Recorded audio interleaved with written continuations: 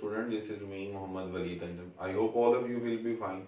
Student, the topic of today's discussion is effect of variation of pressure, density, and temperature on speed of the sound in the gas. हम ये कहते हैं कि इन तमाम factors के हम वन बाय वन इफेक्ट्स पढ़ेंगे क्या होते हैं.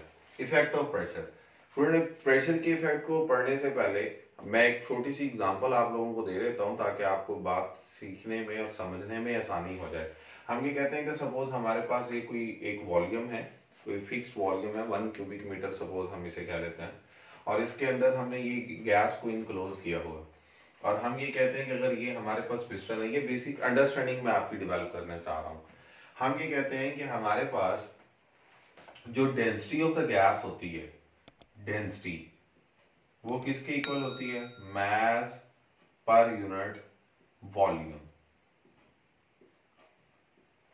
अगर हम ये कहते हैं कि हम कोई एक डेंस गैस, ज्यादा डेंस या जिसकी डेंसिटी ज्यादा है, ठीक है, उसका इस्तेमाल करें और हम ये कहें कि उस डेंस गैस के अंदर जो स्पीड ऑफ द साउंड होगी as compare to the less dense gas, वो क्या रिजल्ट होगा ये देखते हैं. देखिए हमारे पास अगर हम डेंसिटी को देखें तो स्टूडेंट डेंसिटी मास पर यूनिट वॉल्यूम, इसका मतलब ये है कि जिसकी डेंसिटी ज्यादा होगी, इट्स मीन कि जो उसका वॉल्यूम है अगर हम यहां से देखें तो वो चूंकि उसके इनवर्सली प्रोपोर्शनल है, तो हम ये कह सकते हैं कि जो चीज ज्यादा डेंस है, इसका मतलब एक वॉल्यूम के अंदर, उस स्पेसिफाइड वॉल्यूम के अंदर उसके अंदर जो मास है वो ज्यादा होगा. तो हम कहते हैं कि जो प्रेशर है, प्रेशर का डेंसिटी के साथ डायरेक्ट रिलेशनशिप होता है. अगर हम देखें ना, अगर हम यहाँ पर ये कहते हैं कि प्रेशर बढ़ जाए, तो प्रेशर के बढ़ने का मतलब ये है कि जो पार्टिकल्स है वो एक दूसरे के मजीद क्लोज हो जाएंगे, और मजीद क्लोज होने का मतलब कि उनका वॉल्यूम कम हो गया. और स्टूडेंट यहाँ से सिर्फ इमेजिन करें कि अगर वॉल्यूम कम होगा तो डेंसिटी बढ़ रही है ना, तो हम यहाँ से ये बात एक डिड्यूस कर लेते हैं कि since pressure is directly proportional to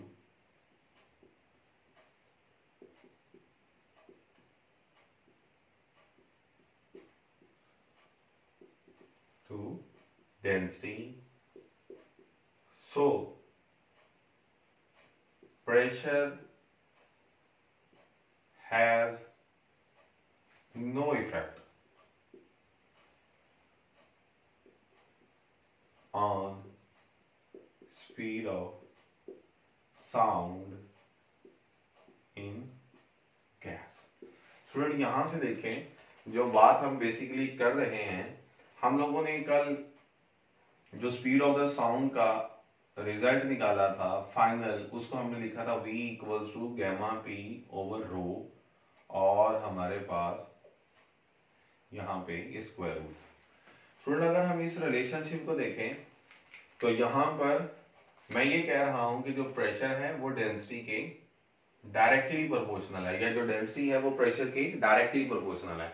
अगर आप किसी भी गैस की हम कहते हैं कि डेंसिटी को देखें, वो ज्यादा है, तो डेंसिटी के बढ़ जाने से स्टूडेंट प्रेशर भी तो बढ़ जाएगा.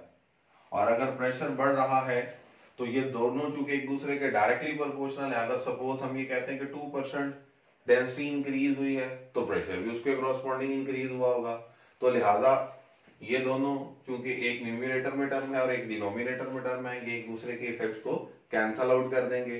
तो हम ये कहते हैं कि हमारे पास प्रेशर का स्पीड ऑफ द साउंड पर इन द गैस कोई इफेक्ट नहीं होता. स्टूडेंट इसके बाद हम दूसरे इफेक्ट की बात करते हैं, और वो इफेक्ट क्या है? Effect of density.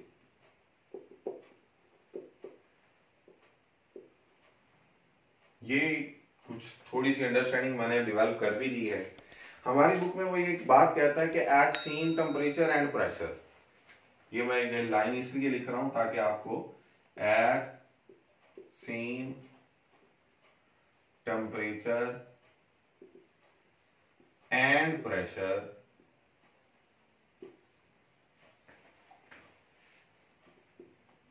For two gases having same value of gamma, जिसके गैमा की वैल्यू क्या है, सेम है। Speed of sound is inversely proportional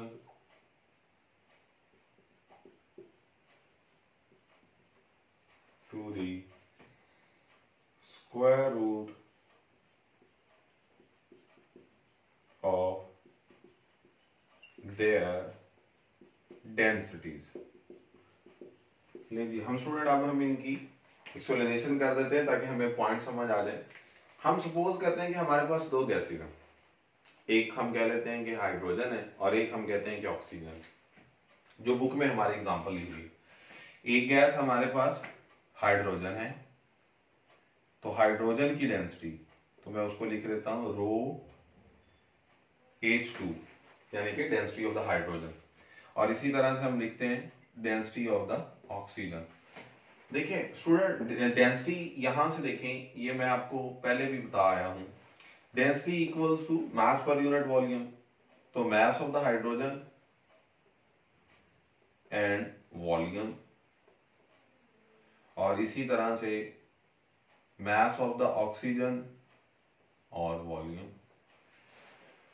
student, अगर हमारा वॉल्यूम दोनों का सेम था, सपोज करें कि हमारे पास सेम वॉल्यूम के अंदर हाइड्रोजन गैस भी मौजूद है और ऑक्सीजन गैस भी मौजूद है, ये दो डिफरेंट सिचुएशन है। हमारे पास जो डेंसिटी है, अगर यहां से देखें तो मास के डायरेक्टली प्रोपोर्शनल है, यहाँ पे और यहाँ पे हम देख सकते हैं। अब स्टूडेंट, हमें ये पता है जो हाइड्रोजन है और ऑक्सीजन है H2O2, मैंने यहाँ पर वर्ड लिखा था having same value of gamma. Gamma student कल हम लोगों ने पढ़ा था, मोनोटॉमिक गैस के लिए उसकी वैल्यू क्या है, डायटॉमिक के लिए क्या है, polyatomic. Same value of the gamma से मुराद के दोनों गैसेस यहाँ पर हम देख सकते हैं कि सेम है, डायटॉमिक है H2O2। तो हाइड्रोजन का मास हमें पता है स्टूडेंट 1 है ओवर वॉल्यूम, और ऑक्सीजन का हमें पता है जो मास है वो कितना है 16 ओवर वॉल्यूम। तो स्टूडेंट ये देखिएगा, मैं इस रिजल्ट को ऐसे भी तो लिख सकता हूं 1 ओवर वॉल्यूम अलहदा से मल्टीप्लाइड बाय 16, तो ये क्या है density of the oxygen. Density of the oxygen is equals to 16 और 1 ओवर वॉल्यूम, ये देखें 1 ओवर वॉल्यूम, ये किसके लिए, इसकी जगह पर हम लिख सकते हैं डेंसिटी ऑफ द हाइड्रोजन। तो स्टूडेंट मैंने एक रिलेशन बनाया कि हमारे पास जो ऑक्सीजन की डेंसिटी है वो हाइड्रोजन की डेंसिटी से 16 टाइम्स ज्यादा है, यानी कि ऑक्सीजन मोर डेंस है एज कंपेयर टू हाइड्रोजन, और जिसकी स्टूडेंट डेंसिटी ज्यादा होगी, इस रिलेशन को देखें, रिलेशन नंबर 1 कह रहे थे हम इसे, इस रिलेशन को देखें, अगर ऑक्सीजन ज्यादा डेंस है तो ऑक्सीजन की चूंकि डेंसिटी ज्यादा है तो ऑक्सीजन के अंदर स्पीड ऑफ द साउंड क्या होगी, इनवर्सली प्रोपोर्शनल है, किसके, उसकी डेंसिटी के स्क्वायर रूट के। Speed of sound is inversely proportional to the square root of their densities. तो चूंकि ऑक्सीजन की डेंसिटी ज्यादा है, लिहाजा ऑक्सीजन में स्पीड कम होगी, और हाइड्रोजन की डेंसिटी चूंकि कम है तो हाइड्रोजन में स्पीड ज्यादा होगी। अब बुक वाला डायरेक्ट ये रिजल्ट लिखता है, मैं उस रिजल्ट को पहले लिखूंगा, बाद में आपको उसका प्रूफ दूंगा। बुक वाला ये कहता है हमारे पास कि speed of the sound in hydrogen is 4 times more या greater than speed of the sound in oxygen. Hydrogen के अंदर जो स्पीड ऑफ द साउंड है वो ऑक्सीजन के मुकाबले में 4 गुना ज्यादा है। क्यों ज्यादा है, ये मैंने आपको उसकी रीजन बता दी है। अब स्टूडेंट, इस रीजन के अकॉर्डिंगली हम अगर इसको प्रूफ भी कर लें तो देखिएगा मैं इसको कैसे प्रूफ करता हूं। मैं यहां पे लिखूंगा कि हमारे पास हाइड्रोजन के अंदर जो स्पीड का रिलेशन होगा equals to gamma P over rho H2। क्यों, क्योंकि अगर स्पीड का general relation v equal to gamma p over rho है, तो gamma p over rho h2, क्योंकि स्पीड मैं हाइड्रोजन के अंदर चेक कर रहा हूं तो डेंसिटी भी हाइड्रोजन ही की आएगी। और इसके करस्पॉन्डिंगली अगर मैं स्पीड ऑक्सीजन में चेक कर रहा हूं तो मेरे पास जो डेंसिटी होगी वो भी किसकी इस्तेमाल होगी, ऑक्सीजन ही की इस्तेमाल होगी। तो ये दो मेरे पास इक्वेशंस बन गई। और स्टूडेंट इन दोनों इक्वेशंस को अगर हम डिवाइड करें, हम इस तरह से लिखें कि हाइड्रोजन के अंदर जो स्पीड है gamma p over rho h2 और square root divided by speed in oxygen, तो ये जो डिवीजन होगी, मैं यहां पे पहले डिवीजन कर भी देता हूं ताकि आप लोगों को कंफ्यूजन ना हो। तो मैं ये रिजल्ट लिख दूंगा गैमा p ओवर रो O2। स्टूडेंट इसको क्या हम ऐसे नहीं लिख सकते, gamma p over rho H2 वैसे ही आ गया, और ये वाला जो फैक्टर है ये ऊपर जाके हम कहते हैं रिवर्स हो जाएगा, rho O2 divided by gamma p, और दोनों चूंकि स्क्वायर रूट में है तो दोनों को कंबाइन करके एक स्क्वायर रूट में लिख लेता। इससे क्या फायदा होगा, गैमा p से कैंसिल, तो हमारे पास speed in the hydrogen, speed in the oxygen, इनकी रेशो किसके इक्वल आ जाएगी, density of the oxygen and density of the hydrogen की रेशो के स्क्वायर रूट के इक्वल आ जाएगी। अब यहां से हमारा जो ये रिलेशन बना है स्टूडेंट, इस रिलेशन में अगर मैं देखिएगा ये वाली जो वैल्यू थी, अगर मैं कंसीडर कर हूं कि ऑक्सीजन की जो डेंसिटी है वो 16 time density of the hydrogen लिख देता हूं, क्योंकि ये हम पढ़ कर आए।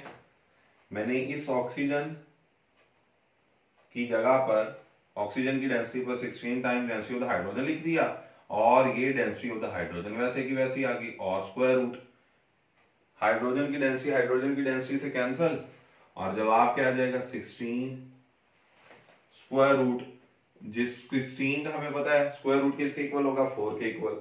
तो स्टूडेंट हमारा रिजल्ट क्या बन गया, हमारा रिजल्ट बन गया VH2 over VO2 is equals to 4। Student इस रिजल्ट को देखें, VH2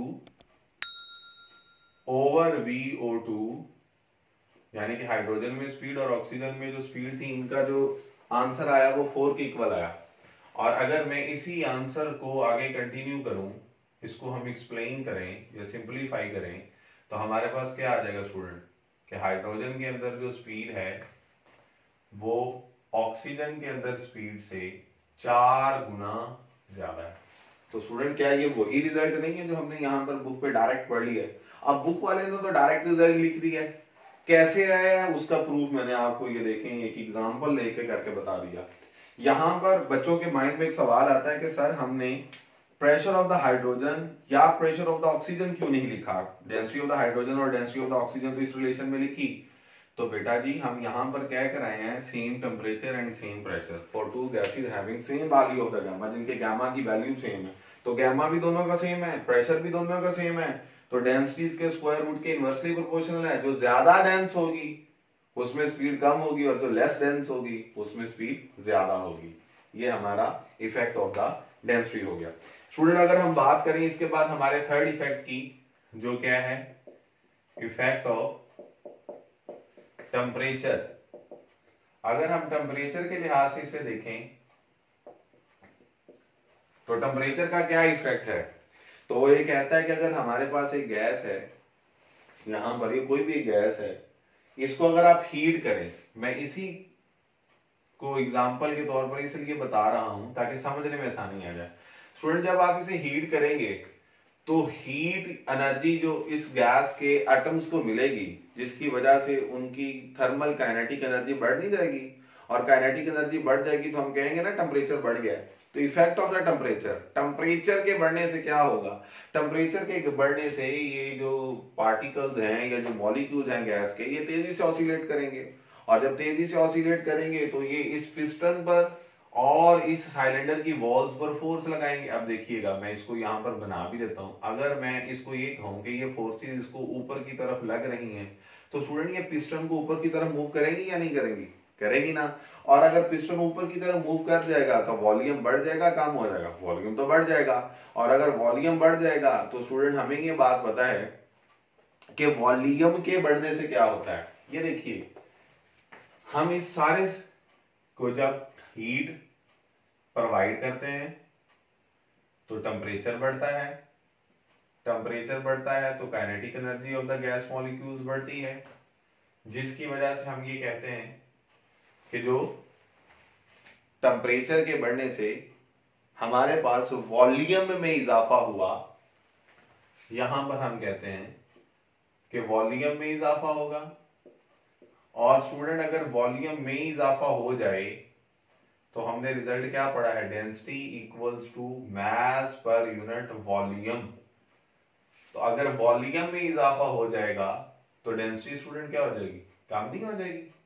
और अगर डेंसिटी कम हो जाएगी तो अभी हम डेंसिटी के लिहाज से भी पढ़ कर आए हैं, डेंसिटी का स्पीड के साथ क्या रिलेशन है। डेंसिटी का स्पीड के साथ जो रिलेशन है,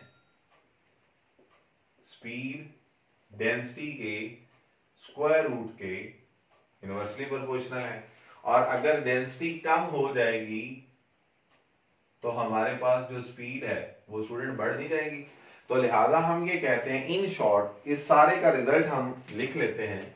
इसका हमारे पास रिजल्ट ये आता है कि टेम्परेचर के बढ़ने से, ये देखिएगा, टेम्परेचर के बढ़ने से जो स्पीड है वो बढ़ी है या कम हुई है, बढ़ गई है। तो लिहाजा हम ये कह सकते हैं कि जो स्पीड है that is directly proportional to the temperature. अगर हम ये कहते हैं कि टेम्परेचर बढ़ गया है तो ये बात फॉर श्योर है कि वहां पर जो स्पीड ऑफ द साउंड होगा उसी गैस के अंदर वो भी बढ़ जाएगा। तो ये हमारा रिजल्ट आ गया। इस बात को प्रूव करने के लिए हमारी बुक में वो ये बताता है कि अगर V0 हमारे पास जो है वो स्पीड है, स्पीड एट 0 डिग्री सेल्सियस, और VT जो है ये स्पीड है एट T डिग्री सेल्सियस।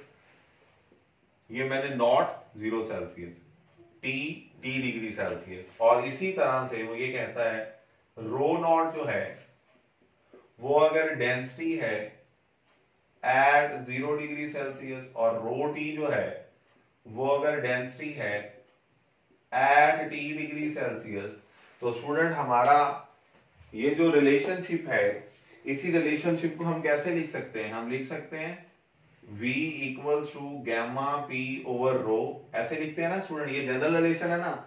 अब इस जनरल रिलेशन में देखिएगा, अगर मैं यहाँ पे VT लिख देता हूं तो यहाँ पे रो टी भी तो आएगा। और इसी के क्रॉसपॉन्डिंग अगर मैं यहाँ पे V0 लिख देता हूं तो स्टूडेंट यहाँ पर रो नॉट भी तो आएगा ना। तो ये हमारा रिलेशन बन गया। अब इस रिलेशनशिप में इन दोनों को अगर हम डिवाइड करें, VT डिवाइडेड बाय V0, तो अगेन स्टूडेंट हमारा रिजल्ट क्या हो जाएगा, gamma P over rho T under root, और V0 की जगह पर gamma P over rho not under root. और इन दोनों को एक ही रूट में लिखा जा सकता है और इसे फर्दर ऐसे लिखा जा सकता है, gamma P over rho T multiplied by, जो फैक्टर डिवाइड हो रहा था ऊपर जाके रिवर्स हो जाएगा, rho not over gamma P से कैंसिल, और जवाब आ जाएगा rho not over rho T और अंडर रूट। तो स्टूडेंट ये हमारी एक इक्वेशन बन गई। इस इक्वेशन को मैं अलग से भी लिख देता हूं, VT over V0 is equals to rho not over rho T square root. और इस रिलेशन में आप देख सकते हैं कि स्पीड टेम्परेचर के लिहाज से और डेंसिटी के लिहाज से, T टेम्परेचर पर जो स्पीड है और T टेम्परेचर पर डेंसिटी है एक दूसरे के इनवर्सली प्रोपोर्शनल, और 0 सेल्सियस पर या 0 डिग्री सेल्सियस पर जो स्पीड है और जो डेंसिटी है 0 डिग्री सेल्सियस पर वो एक दूसरे की इनवर्सली प्रोपोर्शनल है। स्टूडेंट इसको हम नाम ले लेते हैं कि ये हमारी इक्वेशन नंबर 2 है। ये हमारी इक्वेशन नंबर 2 है। हम लोगों ने वॉल्यूम गैस एक्सपेंशन पढ़ा हुआ है कि जब टेम्परेचर बढ़ता है तो गैसेस एक्सपैंड करती हैं और किस लिहाज से करती हैं उसके लिए हमारे पास एक इक्वेशन है जिसको हम नाम देते हैं कि VT equals to V naught into 1 plus beta into T। Student अगर हम इस इक्वेशन को देखें तो यहां पर ये जो बीटा है इसको हम कहते हैं कांस्टेंट है। कौन सा? Expansion constant. ठीक है जी। और इस बी की जो वैल्यू है बीटा की वो 1/273 है। और स्टूडेंट अगर ये वैल्यू हम यहां पे पुट कर दें तो हमारे पास जो रिजल्ट आता है ये V नॉट वैसे ही 1 प्लस बीटा की जगह पर हम 1/273 लिख सकते हैं और ये t इसके साथ मल्टीप्लाई हो रहा है इक्वल्स टू VT। अब स्टूडेंट इस रिलेशन में हम नई बात करते हैं। ये basically V capital V T और ये V नॉट ये बेसिकली क्या है? वॉल्यूम्स हैं। ये क्या है? वॉल्यूम्स हैं। हम पूरे इस रिजल्ट में वॉल्यूम को और स्पीड को आपस में कंफ्यूज होने से बचने के लिए स्पीड को हम स्मॉल v से रिप्रेजेंट कर देते हैं और वॉल्यूम को कैपिटल V से रिप्रेजेंट कर देते हैं ताकि हमें कोई कंफ्यूजन ना हो। तो स्टूडेंट अगर हम इस रिलेशनशिप को देखें, ये हमारे पास अगर वॉल्यूम है तो इसी रिलेशनशिप पर आ जाए डेंसिटी इक्वल्स टू मास पर यूनिट वॉल्यूम, तो वॉल्यूम किसके इक्वल होगा? Mass over density. तो VT से मुराद है मास ओवर डेंसिटी, VT से मुराद है volume at T temperature equals to mass over density, और ये भी हमारे पास मास ओवर डेंसिटी, और यहां पर 1 प्लस T ओवर 273 हम इसे लिख सकते हैं। स्टूडेंट दोनों साइड पर m है, m कैंसल आउट हो जाएगा, और अगर स्टूडेंट m कैंसल आउट हो जाएगा तो देखिएगा हम अगर इस रो नॉट को इधर ले आए तो हमारे पास रिलेशनशिप क्या बन जाएगा? हमारे पास यहां पर मैं इसका रिलेशनशिप लिख देता हूं। हमारे पास जो रिलेशनशिप बन जाएगा वो बन जाएगा रो नॉट, ये रो नॉट इधर आ गया, divided by rho T is equals to 1 plus T over 273। Student इस रिलेशनशिप को, ये जो हमारे पास यहां पर आया है, हम अगर देखें तो इसको इस रो नॉट ओवर रो टी की वैल्यू को मैं यहां से अगर इक्वेशन नंबर 2 के अंदर पुट कर दूं, ये देखें मैंने एरो भी लगा दिया ताकि आपको कंफ्यूजन ना हो, तो स्टूडेंट हमारा रिजल्ट क्या बनेगा? अब ये देखें हमने इसको स्पीड कहा हुआ इस VT को, ये स्मॉल VT और ये कैपिटल V यानी कि जो वॉल्यूम था, तो हमारे पास जो रिलेशनशिप बन जाएगा वो था VT over V not is equals to, ये स्क्वायर रूट वैसे आ गया, और rho not over rho T की जगह पर मैं इस इक्वेशन से क्या लिख सकता हूं? 1 प्लस T ओवर 273 लिख सकता हूं। स्टूडेंट इस इक्वेशन को हम दो अंदाज में लिख सकते हैं। पहले अंदाज में उसने क्या किया है, या पहली फॉर्म में उसने यहां इसका एलसीएम लिया, 273 एलसीएम आ गया, 273 प्लस T। स्टूडेंट इस रिलेशनशिप को हम लिख सकते हैं कैपिटल T। किसी भी टेम्परेचर में अगर कोई भी टेम्परेचर की वैल्यू है उसको हम उसमें 273 ऐड कर देते हैं तो हमारा एब्सोल्यूट टेम्परेचर बन जाएगा, और ये स्टूडेंट T नॉट होगा, हमारी एक फॉर्म बन जाएगी। इसी तरह से हम इसको एक और फॉर्म में भी लिख सकते हैं, और वो फॉर्म देखते हैं कि कैसे लिखी जा सकती है। अब हमारे पास ये जो एक फॉर्म आ चुकी है, इस फॉर्म में हम देखें, मैं इसको यहां पे लिखने लगा हूं VT over V not is equals to T over T not. ये जो कैपिटल T है ये एब्सोल्यूट टेम्परेचर है कॉरस्पॉन्डिंग टू टेम्परेचर T, और ये एब्सोल्यूट टेम्परेचर है कॉरस्पॉन्डिंग टू 0 डिग्री सेल्सियस। एक फॉर्म तो हमारी होगी स्टूडेंट ये, इसको हम इक्वेशन नंबर 3 का नाम ले लेते हैं, और इसी को यहां पर ये वाला जो फैक्टर था इसको हम ऐसे भी तो लिख सकते हैं VT over V not is equals to 1 plus T over 273 की पावर 1/2, क्योंकि ये स्क्वायर रूट था, ये देख लें, इस स्क्वायर रूट की जगह पर हम 1/2 लिख सकते हैं। स्टूडेंट जो हमने कल पढ़ा था बायनोमियल थ्योरम के अकॉर्डिंगली 1 प्लस एक्स की पावर n इक्वल्स टू, हमने क्या लिखा था, 1 प्लस nx, ये n है, n ऐसे ही आ जाएगा, और x ये है t ओवर 273, और हायर टर्म्स को हमने क्या कहा था कि हमने क्या कर देना है, निगलेक्ट कर देना है। तो हमारा यही रिजल्ट क्या हो जाएगा, VT over V not equals to 1 plus T over 546। और स्टूडेंट अगर हम इस टर्म को, ये जो हमारे पास आ चुकी है, मजीद सिंप्लीफाई करें तो ये V नॉट उधर जाकर मल्टीप्लाई हो जाएगा, VT equals to V not into 1 plus T over 546, और इस V नॉट को भी अगर हम अंदर मल्टीप्लाई करते हैं तो ये बन जाएगा V not multiplied by 1 V not into V not multiplied by T divided by 546। और स्टूडेंट कल हम लोग ये बात पढ़ चुके हैं कि हमारे पास जो स्पीड ऑफ साउंड है उसकी जो हमने कल कैलकुलेशन की थी वो कितनी थी, 332 मीटर पर सेकेंड। इसकी वैल्यू हम इस सेकंड फैक्टर में पुट करते हैं, फर्स्ट फैक्टर में पुट नहीं कर रहे। तो हमारे पास ये रिजल्ट आ जाएगा VT equals to V not plus 332 divided by 546 और मल्टीप्लाइड बाय T। तो स्टूडेंट यही हमारी जो इक्वेशन होगी ये क्या फॉर्म इख्तियार कर लेगी, VT equals to V not plus 0.61, इसका आंसर आ जाता है 0.61T। स्टूडेंट इस रिजल्ट को या इस इक्वेशन को अगर हम देखें तो ये हमारे पास जो रिजल्ट आता है हमें ये क्लियरली बताता है कि 1 डिग्री सेल्सियस अगर टेम्परेचर में इजाफा हो, इंक्रीज हो, तो जो स्पीड ऑफ द साउंड है वो अपनी ओरिजिनल स्पीड से जो 0 डिग्री सेल्सियस पर थी उससे कितने गुना बढ़ जाती है, 0.61 हम कहते हैं, उसमें इजाफा हो जाता है, वो बढ़ जाती है। तो स्टूडेंट ये हमारा टॉपिक था, और इसी के साथ हम एक नेक्स्ट एग्जांपल है उसको भी देख लेते हैं।